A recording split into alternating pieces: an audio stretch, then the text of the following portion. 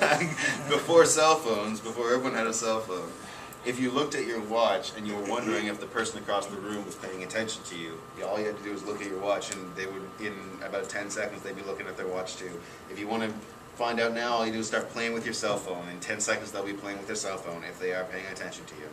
And that's how you know where people's attention is gauged. It touch your hair.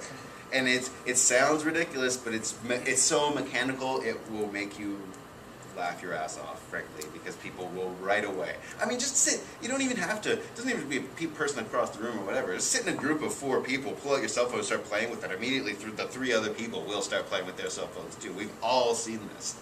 I'm pretty sure. Like, it doesn't take much. People just mirror what they see, and that's that. If you ever have been thinking of something or projecting an emotional situation, sometimes it shows on your face.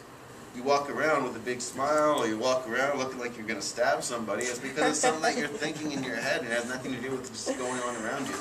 I mean, all you have to do is pay attention to people when they're doing that, and then you can gauge where their attention is, and that allows you to formulate whatever you're trying to figure out, by the way.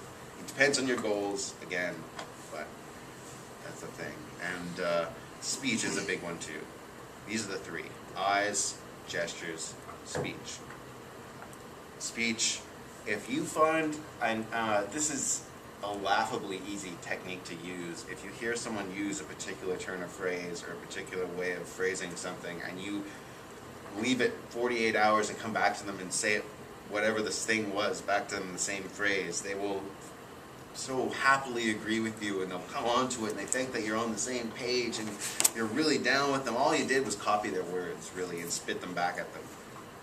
But that makes people wholeheartedly agree with what you're saying, even if they don't necessarily or wouldn't necessarily under normal circumstances.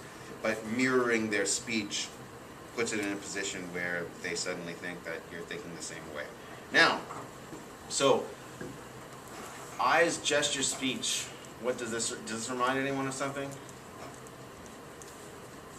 This is the Jagoram exercise.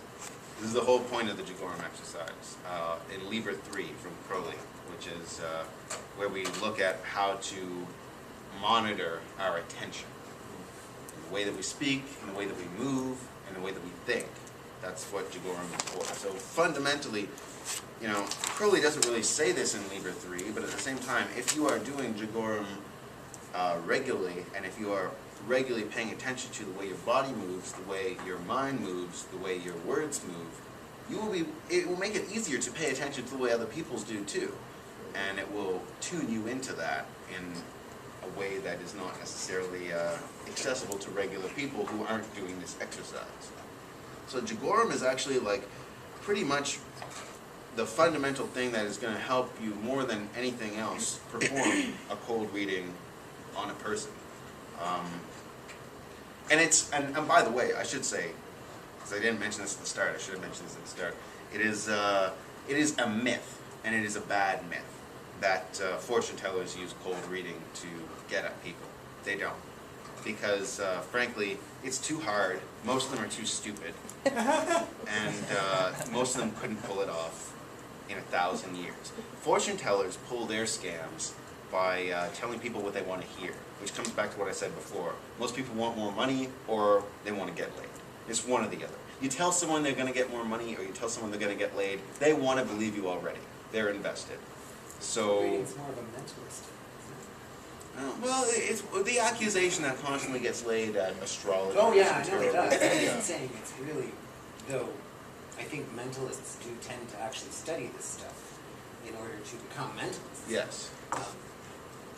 You know, because then it's far easier to get people to do what you actually want them to do and to hypnotize them Right. if you can read them first. Exactly. Yes, definitely. And this is why I think it is a valuable skill for all occultists to have. Not necessarily just, I mean, you know, if your goal is just to swindle someone out of their money, there's easier ways to do that than to learn all this stuff. Oh, not anymore. Tried? Well, there was once. No, I haven't tried. No. No, I found this myself. He wants to particularly. stab someone. I found this myself particularly because there was a period of time that I was doing astrological readings for money, a very short period of time, because I mostly felt that I was leaving dissatisfied customers in my wake, because I was telling them what I thought was actually going to happen as opposed to what they wanted to hear. And it was very easy to tell them what they wanted to hear.